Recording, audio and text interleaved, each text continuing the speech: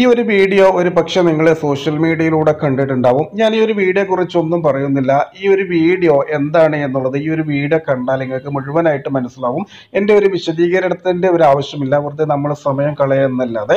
അപ്പോൾ ഈ ഒരു വീഡിയോ ഞാനിവിടെ അറ്റാച്ച് ചെയ്യാനുള്ള ഒരു കാരണം എന്താണെന്ന് വെച്ചാൽ, ഈ ഒരു വീഡിയോ നിങ്ങൾ കണ്ടതിന് ശേഷം നിങ്ങളുടെ ഒരു സത്യസന്ധമായ ഒരു അഭിപ്രായം ഉണ്ടല്ലോ, അത് രേഖപ്പെടുത്തണം കേട്ടോ. ഇപ്പോൾ ഒരുപാട് പേര് ഇതിനെ നെഗറ്റീവ് കമൻറ്റും പോസിറ്റീവ് കമൻറ്റും അടിച്ചിട്ടുണ്ട്. കാരണം ഇതേപോലെ പ്രതികരിക്കണം എന്നുള്ളത് ഒരുപാട് പേര് പറയുന്നുണ്ട്. അതേപോലെ മറ്റൊരു കൂട്ടർ പറയുന്നുണ്ട് അവരുടെ അവസ്ഥയും നമ്മളൊന്ന് മനസ്സിലാക്കണം എന്നുള്ളത്.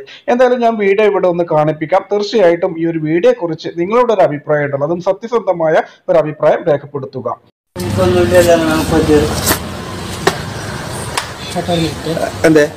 എന്താ പ്രശ്നം? വീഡിയോ എടുക്കണം, ഞങ്ങളുടെ ചോദിക്കാൻ എടുക്കണ്ട. അതും കുഴപ്പമില്ല, നിങ്ങൾ പരാതി കൊടുത്തോളെ. വീഡിയോ എടുത്തുന്നവർ പരാതി കൊടുത്തോളെ. ഒരു മിനിറ്റ് നിൽക്കുകയും ഇല്ല, കുഴപ്പമില്ലാണ്. ഇത് പല്ലശ്ശന മാവേലി സ്റ്റോറാണ്. കഴിഞ്ഞ ദിവസമാണ് ശ്രീരാം വെങ്കിട്ടരാമൻ എന്ന് പറയുന്ന സപ്ലൈക്കോന്റെ എം ടി അല്ലേ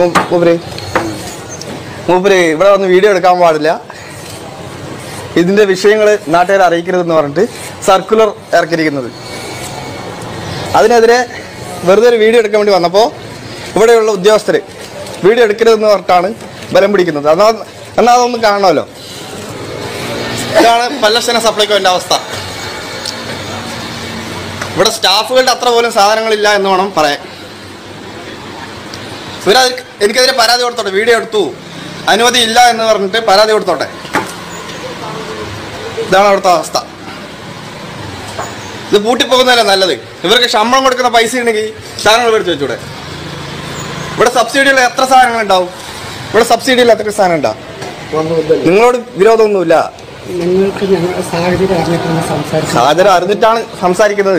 ഞങ്ങൾ ഉത്തരവാദിത്തപ്പെട്ട ഒരു പ്രസ്ഥാനത്തിന്റെ പ്രവർത്തകർ എന്ന നിലയ്ക്ക് ചോദിക്കുന്നുണ്ട്. അല്ല, ഞങ്ങൾക്ക് ഇത് ജനങ്ങളെ അറിയിക്കണമല്ലോ.